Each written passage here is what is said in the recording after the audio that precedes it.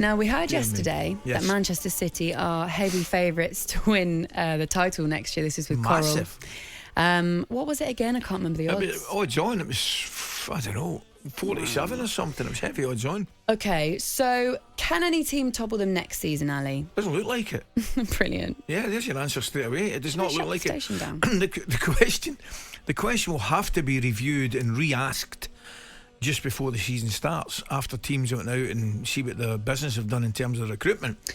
I would fully expect Liverpool to strengthen. They've got to strengthen. Newcastle? Exact same. Arsenal, exact same.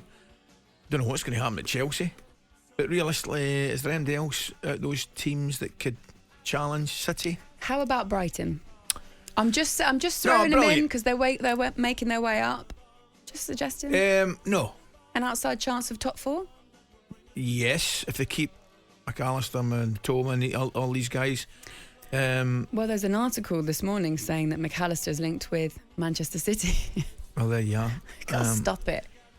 Here's my advice. Do you remember that we had a fan on yesterday that said, it's a bit of an anticlimax, to be honest. Yeah. Winning the league in the way that we did, when we weren't even playing a game. Madness. It just sounded a bit bored of all the success. Madness. How about you give us Gundogan, and then we will, like in the same way that you did with Zinchenko and Jesus as well, to make it a little bit more interesting, and then you might have a run in next season. Right now, as it stands, nobody will compete with City next season. Simple. As it stands. It's happening. You'll have to have some serious recruitment for those teams that I've mentioned. Listen, we got a call on Klopp to get back to his best, because those title races were fun, weren't they? For 3 years? Oh, when phenomenal. Liverpool City Absolutely bang phenomenal. at it. We need to call on Arsenal to just spend a little bit more money, which they might do. We need to call on Newcastle as well. Eddie, come on, Eddie. Eddie, help us. Yeah. Eddie's going to have to do it on both fronts because he's got Champions League football next season as well. That's not the problem, but that is an issue, because now it's a massive issue. In your top 4, you have 2 teams that haven't been in Europe for some time. Arsenal, obviously not as long as Newcastle, but you also have potentially Manchester United making it in there. Do you know City are the experienced ones? The problem everybody else has got, and have a think about this for a statement. City have got 2 teams they could field that would finish in the top 4. City's top team will run away with it, right? I've got an idea. See their other team, it would finish in the top 4. Next season, City are might even finish second, by the way. City are forced to field 2 teams in the Premier League, City A and City B, and then we might be able to have a little bit more levelness. Right? Is that the rule? But do you see the point I'm making? Yeah, I do.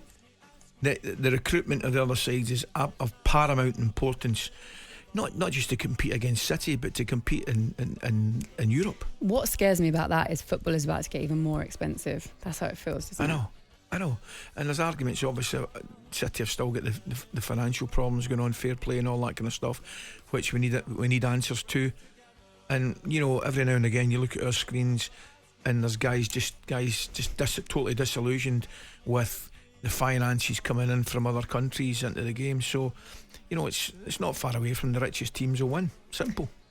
talkSPORT Breakfast with Laura Woods, Monday to Wednesday mornings 6 till 10 on AM, on DAB, via the talkSPORT app and on your smart speaker. talkSPORT.